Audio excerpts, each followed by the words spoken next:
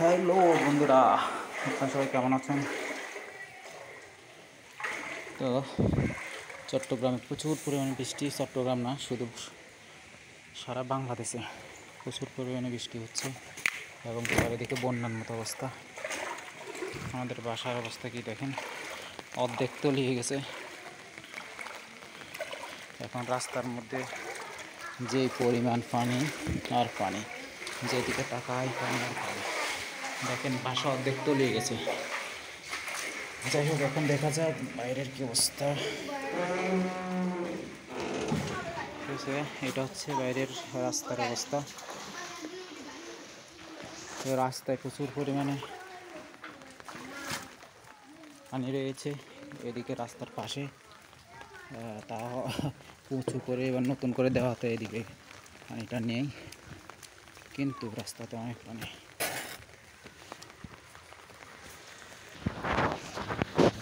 দেখতে পাচ্ছেন একটি সিএনজি যাচ্ছে, কী পরিমাণ পানি রাস্তার মধ্যে।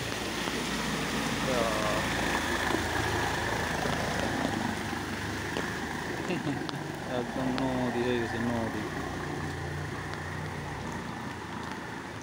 তো বাংলাদেশের এই অবস্থা, অনেকে বলে ফারাক্কা বাদ বাকি খুলে দিয়েছে ইন্ডিয়া, আবার টানা বৃষ্টির কারণে এরকম হতে পারে। যাই হোক, কি আসল বিষয়ে আশা করি আপনারা জানাবেন। এদিকে একটু উঁচু জায়গা, ওই জন্য কি নেই, পানি নেই। তবে এদিকে দেখাবো প্রচুর বিশাল একটা খাল। হ্যাঁ, এই যে পানিগুলো কি পরিমাণ স্রোতের ব্যাগে চলে যাচ্ছে। সামনে আছে যে হালদা নদী, তো এই ছোট নদীটা গিয়ে থামছে হালদা নদীর পারে। তো হালদা নদীতে গিয়ে সব পানিগুলো গিয়ে ওখানে চলে যাচ্ছে আর কি। এরকম আমরা একটু সামনে যাই। এটি হচ্ছে গ্রাম এলাকা, হাটাজারি। এদিকে গ্রামে তেমন লোকজন নেই।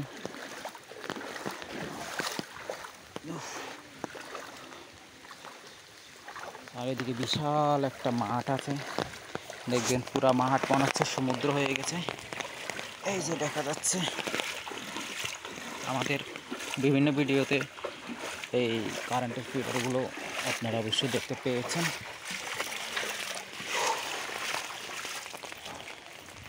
এখন দেখুন এই মাঠটা দেখুন, পুরো যেদিকে তাকাচ্ছি সেদিকেই কি পানি আর পানি। হ্যাঁ, একদম ভর্তি হয়ে গেছে। হ্যাঁ, সাগর হয়ে গেছে, সাগর। এখানে নামলে একেবারে এক গলা পরিমাণ পানি হবে। কিছু কিছু জায়গায় হয়তো ঠাইও পাওয়া যাবে না। হ্যাঁ, একদম নদীর মতো হয়ে গেছে, নদী। এদিকে একটি নালা আছে, এদিকে অনেকে মাছ ধরতেছে। আমরা কিছু যে লোকজন এখানে মাছ আসলে পাচ্ছে কিনা সেটা আমরা দেখব।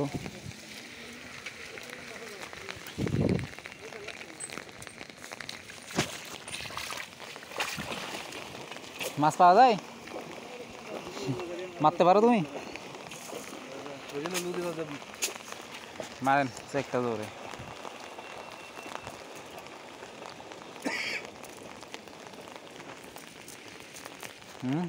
কত দিতে মাছ এটা বাড়া দিবি ওই জন্য আলা কলা কে ক্যাঙ্গারু তুই হ্যাঁ হাম দে আমরা দু সময়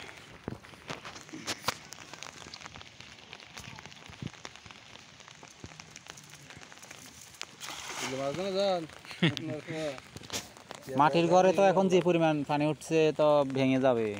ঘরে উঠছে নাকি? আটটা পড়ছে।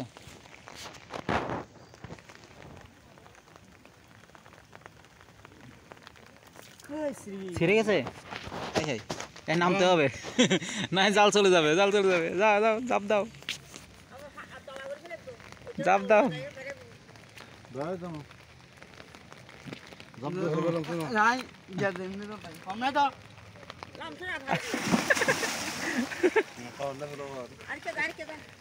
পাইছ? আটকাই গেছিল না রে যা তো হ্যাঁ স্রোতের কারণে স্রোতের কেরকুড়া আছে গাড়ি দিয়ে গিয়ে পারলাম খালি ভোরও কাগজ গাড়ি দিতেন যে 50 টাকা বা গাড়ি রে কই আর গাড়ি চলে বাইরে গই ও বাপরে যে স্রোত প্রচুর পরিমাণে স্রোত উঠছে মাছ একটা মাছ উঠলো না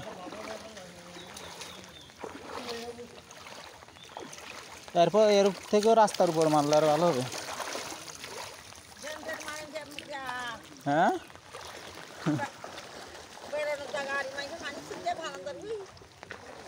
জাল মাছ পাইছি না একটা হয় না পাইছে কিছু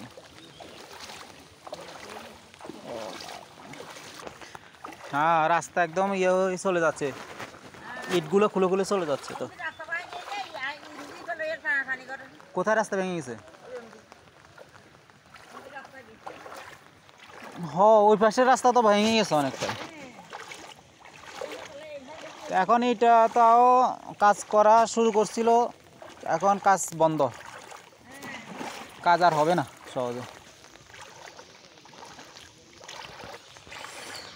তো প্রিয় বন্ধুরা দেখতে পাচ্ছেন কি অবস্থা পুরা হ্যাঁ রাস্তা পানি আর পানি হ্যাঁ এখানে হ্যাঁ হাঁটু পরিমাণ পানি হ্যাঁ এদিকে রিক্সা সিএনজি বা কিছু আসতে পারছে না ওই দিক থেকে চলে যাচ্ছে যেদিকে তাকায় এই যে দেখেন পুরাটাই পানি আর পানি এটা গ্রাম এলাকা এই জন্য মানুষজন খুব কম তো আমি আর একটু সামনে গিয়ে দেখব এদিকে জনগণের কী অবস্থা এদিকে যতগুলো ঘর আছে ঘরগুলোর মধ্যে এই যে দেখেন হ্যাঁ অর্ধেক অর্ধেক ডুবে গেছে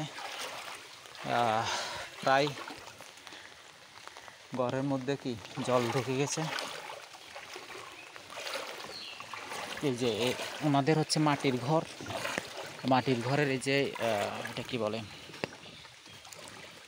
হ্যাঁ এগুলোকে আমরা আমাদের দেশি ভাষায় এটা ডেলা বলি বা মাটি কী বলে আমিও ভুলে গেছি অনেক দিন আসলে হয় না কথা বলাগুলো নিয়ে এগুলো ভেঙে যাচ্ছে আর জলগুলো অনেক বিষাক্ত হয়ে গেছে পা অনেক চুলকাচ্ছে কারণ এই দেখেন পেনা কচুরি পেনা তারপরে বিভিন্ন জায়গার পানিগুলো এসে এখানে একত্র হয়েছে এদিকে বাঁশটা দিয়ে দেওয়ার কারণ হচ্ছে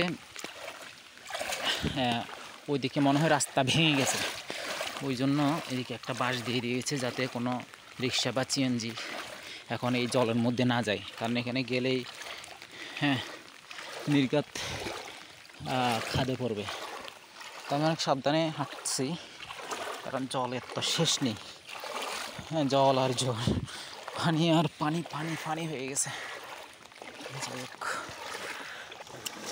ওদিকে দেখা যাচ্ছে কিছু কিছু মানুষ মাছ ধরছে জাল বসাইছে এদিকে আর এদিকে একটা মনে হচ্ছে বড়শি দিয়ে মাছ ধরছে